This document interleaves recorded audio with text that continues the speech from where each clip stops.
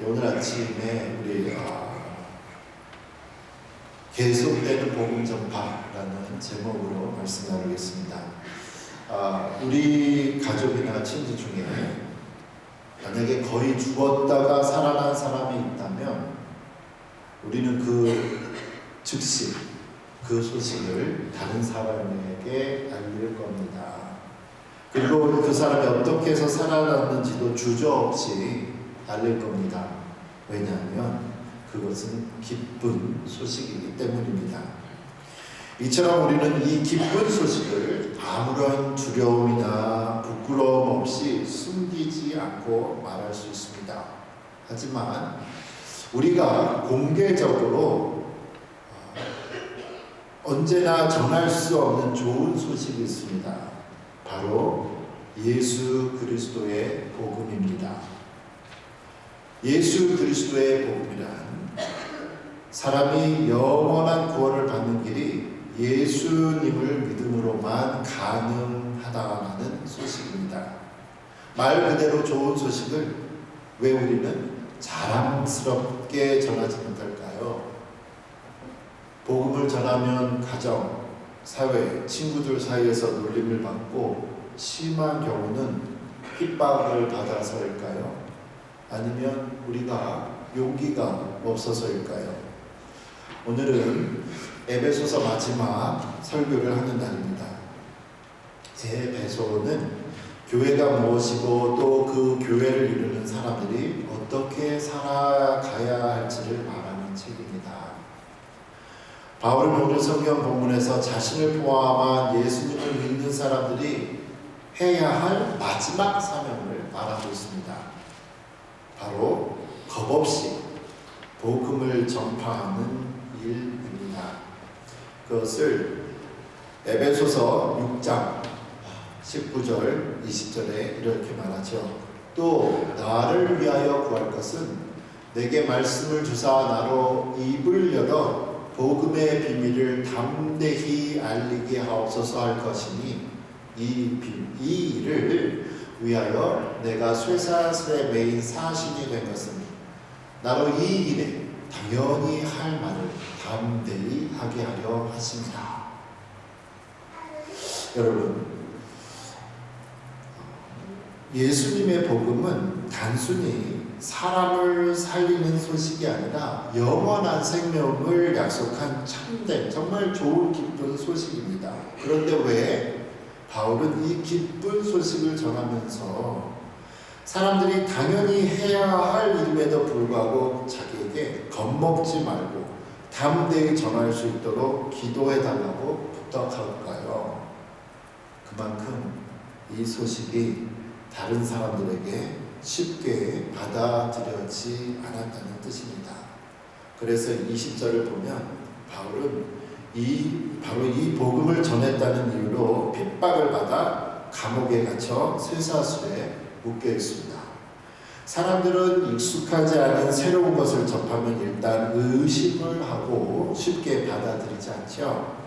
기업들도 자신들의 제품이 사람들에게 인정받기까지 많은 돈을 들여서 광고를 하고 때로는 무료로 나누어주기도 합니다. 그렇게 해야 사람들의 마음을 얻을 수 있기 때문입니다. 이 세상의 모든 것들은 사람들이 직접 사용해보고 좋다고 느끼면 입소문을 타고 금세 좋은 결과를 나타냅니다. 하지만 기독교에서 말하는 이 복음, 즉 예수님을 믿으면 영원히 산다라는 말씀은 눈에 보이거나 과학적으로 증명할 방법이 없습니다. 이처럼 증명할 길이 없는 것을 전하다 보니까 사람들은 바울을 비롯한 많은 기독교인들을 조롱하고 심지어 핍박하며 죽이기까지 했죠. 그럼에도 불구하고 바울은 교인들에게 자신을 위해서 기도해달라고 부탁합니다. 위대한 사도 바울조차도 복음을 전하는 일에 있어서 자기를 위해 기도해달라고 자신보다 믿음이 약한 사람들에게 요청하고 있습니다.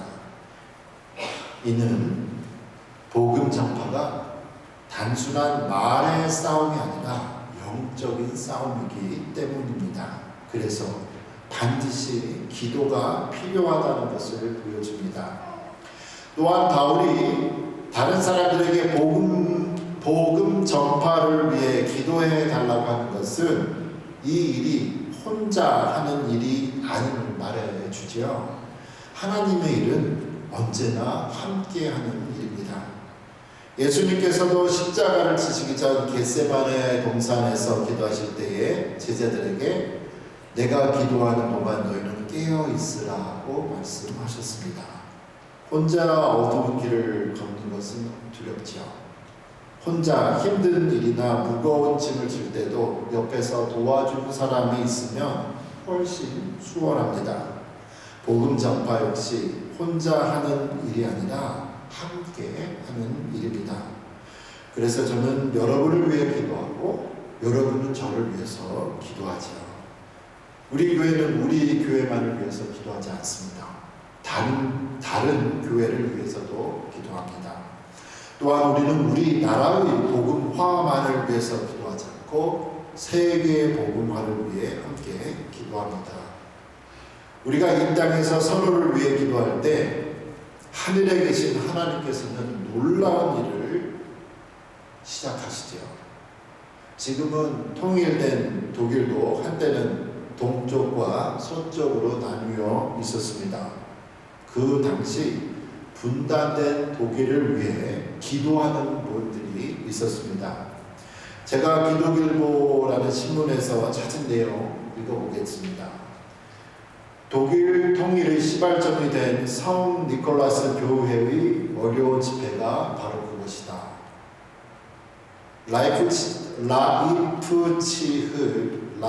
라이프치히의 성 니콜라스 교회는 1981년 9월 20일부터 매주 월요일 5시 정기적으로 기도회를 열었습니다. 이 기도회는 세상의 모든 것을 자유롭게 토론할 수 있었는데 억압받는 모든 것이 주제였습니다. 그리고 8년 지나서 1989년 9월 4일 라이프치히 니콜라스 교회의 월요 집회자들은 동독 정권의 국경 개방과 인권 보장을 요구하며 집회를 열었습니다. 1200명이 모였습니다. 10월 9일에는 7만 명, 10월 23일에는 30만 명으로 불어났습니다. 이에 힘입어 다른 도시의 동독인들도 월요일마다 시위를 벌였습니다. 11월 4일 수도 베를린에서는 100만 명에 가까운 시민들이 민주화, 자유화를 요구했습니다. 그리고 11월 9일과 10일 밤 사이에 베를린 장벽이 무너졌습니다. 베를린 장벽의 붕괴는 실제로 독일 통일의 신호탄이 되었습니다. 민주화 운동의 결과로 통일이 이루어진 셈입니다. 그런데 여기서 우리가 더 깊이 생각해 보아야 하는 것이 있습니다. 당시 동독에 살던 사람들이 요구한 것은 민주화와 자유화였지 통일은 아니었습니다. 그런데 어떻게 해서 갑자기 통일까지 되었을까요? 바로 한 사람의 아름다운 말 실수여서 그렇습니다. 1989년 11월 9일 동독 정부 기자회장에서 동독 공산당 대변인 퓨터 샤보스키의 기자회견이 열렸습니다. 당시 동독 주민들은 서독 방문을 신청하면 몇 달 혹은 몇 년이 걸리거나 아예 신청이 기각되는 경우가 많았습니다. 그래서 주민들 사이에서 여행법에 대한 불만이 높아져 있었고 이 기자회견은 그러한 불만을 잠재우기 위한 자리였습니다. 기자회견 중 한 기자가 물었습니다. 언제부터 여행 자유화 조치가 실시되나요? 이에 샤보스키는 답변 과정에서 이 세기의 말실수를 하게 됩니다. 그가 이렇게 대답했습니다. 저에게 전달된 내용에 따르면 여러분이 이미 보도 자료를 가지고 계실 겁니다. 제 생각에는 지금 당장부터라는 것입니다. 지체 없이요.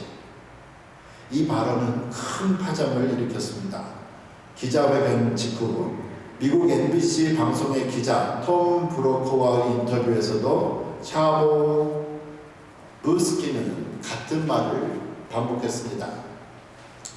동독 주민들은 마음대로 검문소를 통과할 수 있고 국경을 넘을 수 있습니다. 지금 당장. 그의 말은 동독과 서독의 TV를 통해 순식간에 전 세계에 퍼져나갔습니다. 놀란 동독 주민들은 진상을 파악하기 위해 베를린 장벽으로 모였고 서베를린 주민 역시 장벽으로 향했습니다. 사람들이 몰려오자 검문소 경비병들은 물대포로 사람들을 막아보려 했지만 끝없이 늘어나는 인파에 당황할 수밖에 없었습니다. 결국 자정을 넘긴 밤 12시 2분경 몰려드는 인파를 더 이상 막을 수 없어서 검문소가 열리게 되었고 샤보브스키의 한순간의 말실수로 인해 분단의 상징이었던 베를린 장벽이 무너지고 말았습니다.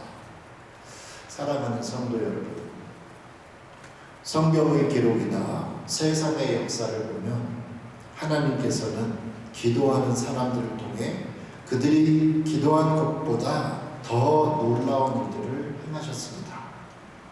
구약 성경을 보면 이집트에서 노예로 살던 이스라엘 백성이 날마다 힘든 노동의 고통을 기도할 때 하나님께서는 그들의 신음소리를 들으셨습니다. 그리고 모세를 보내어 그들을 구원하셨습니다. 성경 속의 기도의 여인 에스더도 마찬가지죠. 자기 민족인 유대인들이 모두 학살당할 위기에 처했을 때 에스더는 죽으면 죽으리라 라는 각오로 금식하며 하나님께 기도했습니다. 오늘 성경 본문에서 바울 역시 감옥에 갇혀 자유롭게 복음을 전할 수 없는 상황이었습니다.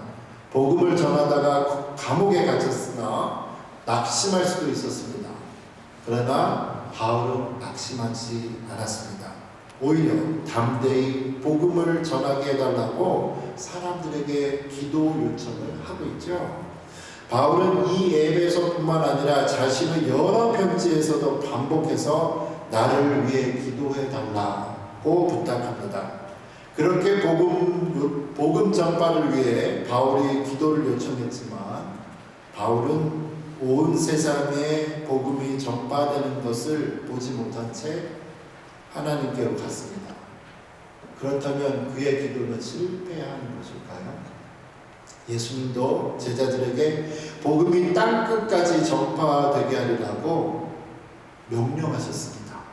그러나 예수님 역시 그 명령의 완성된 결과를 보지 못하시고 하늘로 올라가셨습니다. 이처럼 영혼 구원을 위한 기도의 결과가 당장 눈앞에 보이지 않는다고 해서 우리가 그것을 그 기도를 멈춰야 할까요? 결코 그렇지 않습니다. 저는 바울이 고린도전서 3장 6절에서 9절에서 한 말을 좋아합니다. 바울이 이렇게 말해요. 나는 심었고 아볼로는 물을 주었으되 오직 하나님께서 자라게 하시나니 그런즉 심는 이나 물 주는 이는 아무것도 아니로되 오직 자라게 하시는 이는 하나님뿐이니라. 심는 이와 물 주는 이는 한 가지이나 각각 자기가 일한 대로 자기의 상을 받으리라. 우리는 하나님의 동역자들이요 너희는 하나님의 밭이요 하나님의 집이니라. 우리에게는 하나님 나라를 세우기 위해 각자 맡은 일이 있습니다. 우리가 그 일을 감당하지만 내가 그 일을 이루는 게 아니라 모든 것은 하나님 한 분이 이루시죠. 하나님께서 우리에게 요구하시는 것은 어떤 눈에 보이는 성공이나 성과가 아닙니다. 하나님은 우리가 맡겨진 일에 얼마나 성실했는지를 보시죠. 어떤 사람은 별로 할 일이 없어 보이는데 금방 열매가 나타나는 것처럼 보일 때가 있습니다. 그러나 그것은 바로 그 사람 이전에 수많은 사람들이 그 일을 위해 기도하고 수고했기 때문입니다. 누군가는 눈물로 기도의 씨를 뿌리는 역할을 합니다. 그 사람은 아무런 결과를 보지 못한 채 이 세상을 떠날 수도 있습니다. 하지만 그 눈물의 기도로 인해 땅이 촉촉해졌고 그 위에 하나님의 복음의 씨앗이 심겨져 열매를 반드시 맺게 되죠. 그래서 우리는 기도를 하는 일을 결코 낙심해서는 안 됩니다. 그렇기 때문에 바울은 기도에도 아무런 결과가 보이지 않아 낙심하는 성도들에게 이렇게 말하고 있습니다. 갈라디아서 6장 9절에 이렇게 말하죠.